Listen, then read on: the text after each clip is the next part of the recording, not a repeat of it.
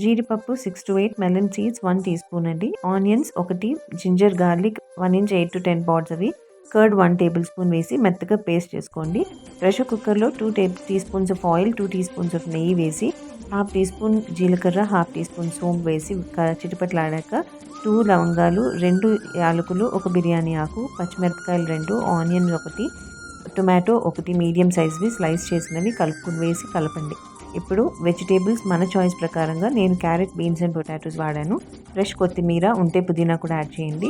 And ఇందాక grind చేసుకున్న పెరుగు పేస్ట్ ఇవన్నీ మిక్స్ చేసేసుకుని ఒకసారి 1 teaspoon biryani masala, 1 teaspoon పసుపు అండ్ 1 టీ స్పూన్ కారం ఇవన్నీ యాడ్ చేయండి. స్పైసెస్ మీ టేస్ట్ ప్రకారంగా అడ్జస్ట్ చేసుకోండి. కలుపుకున్నాక నేను వాష్ చేసుకున్న రైస్ యాడ్ చేస్తున్నా. 3 కప్స్ రైస్కి 7 కప్స్ వాటర్ పోసి సాల్ట్ టేస్ట్ ప్రకారంగా యాడ్ చేసుకుని ప్రెషర్ కుక్కర్లో హైలో 3 విజిల్స్ వచ్చే వరకు కుక్ చేశాను. వెజిటేబుల్ పులావ్ నా స్టైల్లో. Thanks for watching.